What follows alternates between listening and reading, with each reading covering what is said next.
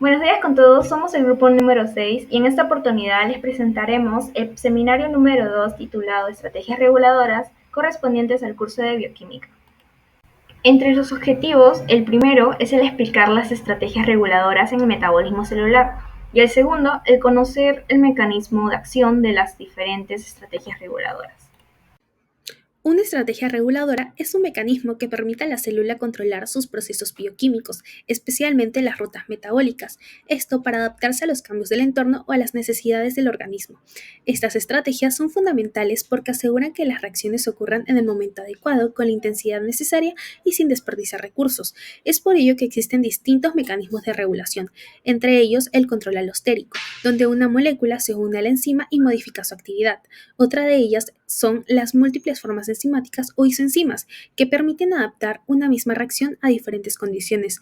Luego vamos a tener las modificaciones covalentes reversibles, como la fosforilación, que van a activar o inactivar enzimas. Otra de ellas que vamos a tener es la activación proteólica, que va a convertir enzimas inactivas en activas, esto mediante cortes específicos. Y finalmente tenemos el control de la cantidad de enzimas, que va a regular su síntesis o degradación según las necesidades celulares. A continuación hablaremos sobre el control alostérico. Este se refiere a la regulación de enzimas mediante las moléculas llamadas efectores en un sitio específico distinto al centro activo, el cual se llama sitio alostérico. Estos efectores pueden ser tanto positivos como negativos. Los positivos son los que aumentan la actividad, mientras que los negativos la disminuyen. Podemos observar a la inhibición alostérica, donde el efector cambia la forma de la enzima, impidiendo que el sustrato se una, mientras que la actividad alostérica es donde el efector facilita la unión del sustrato al modificar favorablemente la estructura de la enzima. En la parte derecha observamos una imagen más detallada de cómo funciona. En la parte superior vemos una enzima roja que está en su forma activa, pero al unirse a un inhibidor alostérico se vuelve inactiva porque el centro activo ya no puede reconocer al sustrato. Y en la parte de abajo vemos a una enzima verde que se encuentra en su forma inactiva y acá sucede todo lo contrario, ya que la unión de un activador alostérico la convierte en su forma activa, facilitando la reacción. Y bueno, este tipo de regulación es la que permite que las células respondan rápidamente a cambios en su entorno, así ajustando el metabolismo según sus necesidades. Un ejemplo muy clásico del control alostérico es la hemoglobina, que aunque no sea una enzima, presenta un comportamiento muy similar. Cuando el oxígeno se une a uno de sus sitios, provoca un cambio en su estructura que facilita la unión de más oxígeno en otros sitios. A esto se le llama cooperatividad. Este mecanismo le permite captar eficientemente oxígeno en los pulmones y luego liberarlo en los tejidos donde se necesita. También influye el ambiente celular. La presencia de CO2 y el cambio de pH modifican la estructura de la hemoglobina, así facilitando la liberación del oxígeno. Esta es una forma de regulación muy inteligente y muy adaptativa. Múltiples formas enzimáticas o isocimas. Las isocimas, también conocidas como isoenzimas, son formas diferentes de una misma enzima. Aunque sus estructuras son distintas, todas catalizan exactamente la misma reacción química. Lo más interesante es que estas isoenzimas se encuentran en distintos órganos y se regulan de manera independiente. Las características claves de estas son que actúan sobre el mismo sustrato y hacen la misma reacción química. Tienen estructura diferente entre sí, su distribución en tejidos es específica y tienen una regulación independiente dependiendo del órgano. Un ejemplo claro es la lactato deshidrogenasa o LDH. Esta enzima tiene 5 isoformas diferentes y cada una cumple un rol específico en el órgano en que se encuentra, pudiendo indicar algún marcador clínico. Por ejemplo, la LDH1 se encuentra en el músculo cardíaco y eritrocitos, la 2 en los leucocitos, la 3 en los pulmones, la 4 en los riñones, placenta y páncreas, y la 5 en el hígado y el músculo esquelético. Las modificaciones covalentes reversibles son cambios químicos temporales que se hacen en las proteínas, especialmente en las enzimas, esto para regular su actividad. Se llaman reversibles porque pueden activarse o inactivarse, esto según lo que la célula necesite, pero sin dañar la proteína. Estas modificaciones permiten que la célula responda de una manera rápida y precisa. Existen varios tipos. En estos están la fosforilación, la acetilación, la denilación y la uridilación, pero hoy hablaremos de todas las más importantes, que son la fosforilación y la acetilación. Estas son esenciales en el control de funciones como el metabolismo, la transcripción y el ciclo celular. Una de las modificaciones covalentes reversibles más importantes es la fosforilación. En este proceso, una enzima llamada proteína quinasa transfiere un grupo fosfato desde una molécula de ATP hacia la enzima blanco. Como resultado, la enzima va a quedar fosfatada, es decir, se activa o inactiva. Esto va a depender del contexto celular. Este grupo fosfato suele unirse a ciertos aminoácidos como tirosina, serina, treonina o histidina, y esto permite controlar muchas funciones celulares, como la actividad enzimática, el metabolismo o la señalización celular. Un ejemplo clásico de fosforilación es la activación de la glucógeno fosforilasa, que se encarga de degradar el glucógeno. Gracias a la fosforilación, esta enzima se activa y permite romper el glucógeno en moléculas más pequeñas, esto para obtener energía cuando la célula lo necesita. Otra modificación covalente reversible importante es la acetilación. En este proceso se introduce un grupo acetilo en una molécula, generalmente en una proteína, enzima o incluso en el ADN. Esta modificación puede alterar la función o la actividad de esta molécula. Un ejemplo clásico es la acetilación de las histonas, que son proteínas alrededor de las cuales se enrolla el ADN. Cuando las histonas se acetilan gracias a enzimas llamadas acetiltransferansas, el ADN se relaja, permitiendo que ciertos genes se expresen. En cambio, cuando se desacetilan por enzimas llamadas desacetilasas, la expresión genética se inhibe. Este mecanismo es esencial en procesos como el desarrollo celular, la diferenciación y también en enfermedades como el cáncer. Activación proteolítica.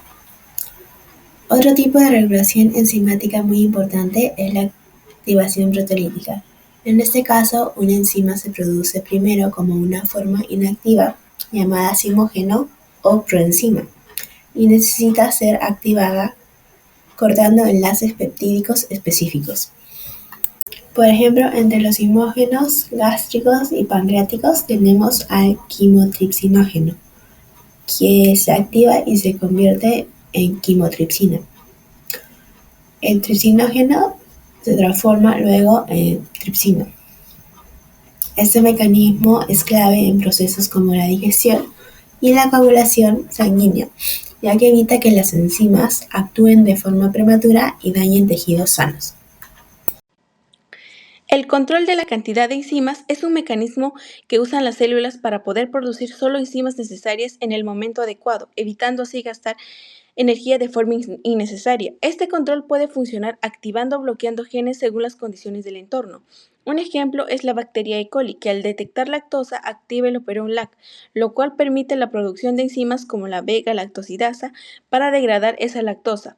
Dentro de este control existe la síntesis correcta de enzimas, donde la presencia de un sustrato específico activa un factor de transcripción que permite que se sintetice la enzima adecuada.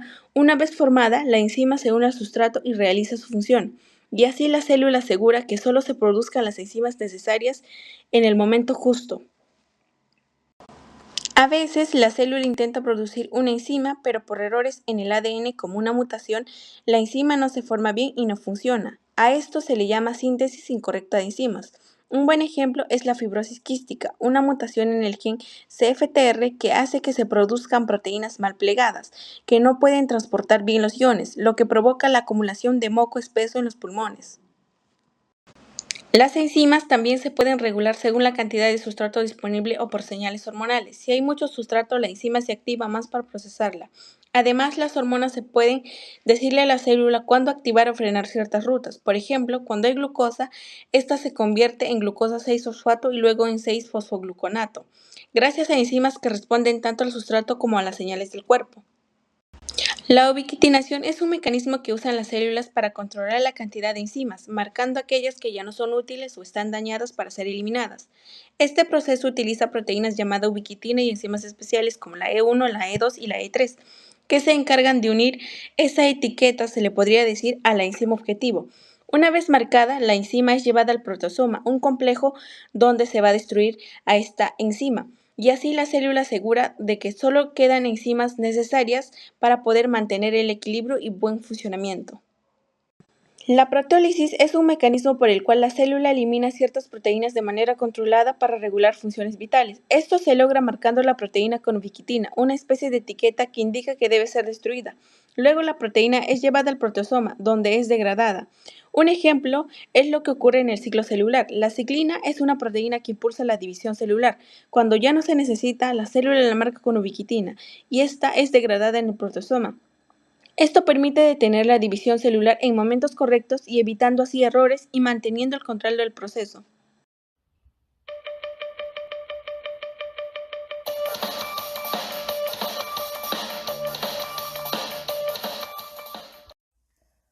Hola, bienvenidos a este nuevo episodio del podcast Enlace Biomédico. Hoy hablaremos de las enzimas regulatorias. Espero que este tema te parezca interesante. Comenzamos.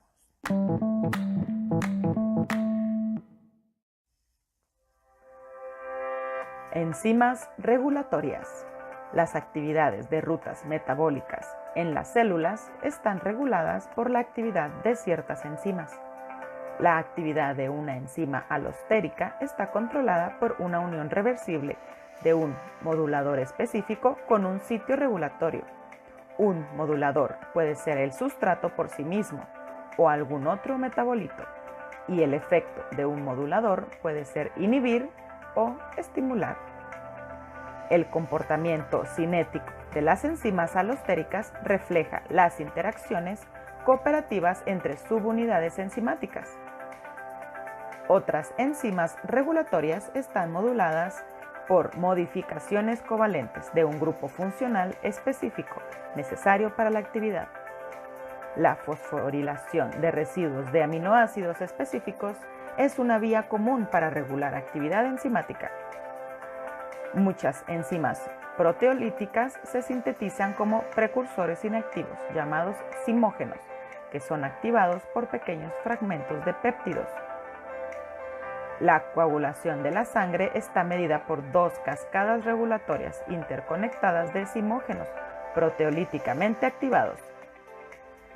Las enzimas en importantes intersecciones metabólicas pueden ser reguladas por complejas combinaciones de efectores, permitiendo la coordinación de las actividades de rutas interconectadas.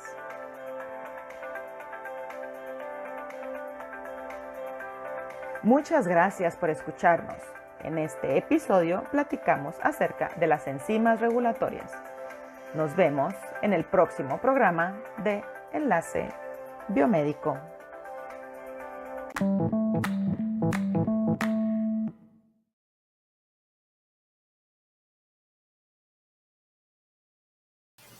Paciente de 15 años sin antecedentes patológicos a destacar, cursando 37 semanas de gestación, consulta en la emergencia del Hospital de Clínicas por dolor abdominal tipo puntada a nivel de mi abdomen superior y vómitos reiterados.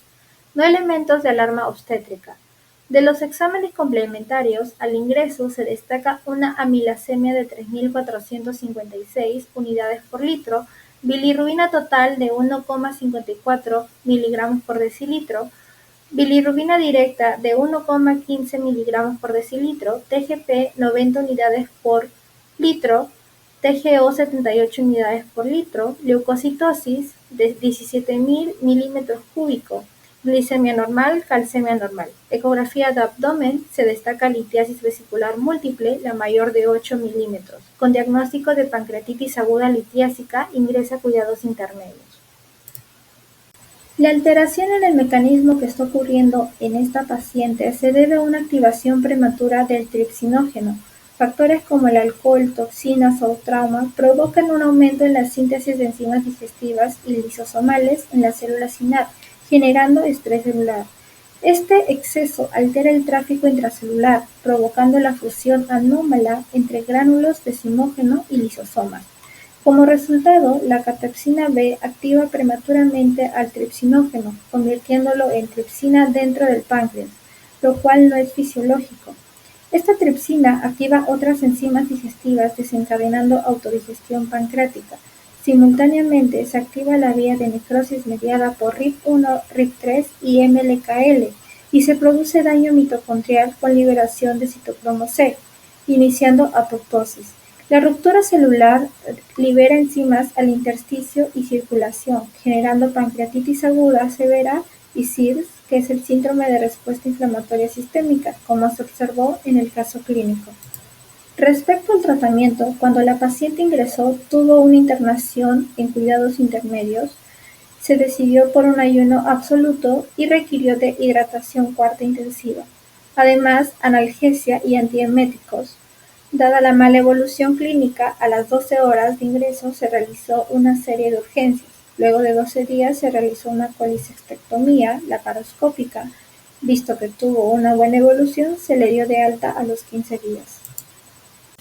Para finalizar, nuestra primera conclusión es que las estrategias reguladoras del metabolismo celular, como la inhibición alostérica, modificación covalente y regulación hormonal, son fundamentales para mantener la homeostasis al permitir respuestas rápidas y eficientes ante cambios en el entorno celular. Y como segunda conclusión, es importante comprender estos mecanismos, ya que permite explicar cómo se coordinan procesos metabólicos complejos como glucólisis, gluconeogénesis y lipogénesis, y es clave para aplicar ese conocimiento en tratamientos clínicos y en la mejora de procesos biotecnológicos.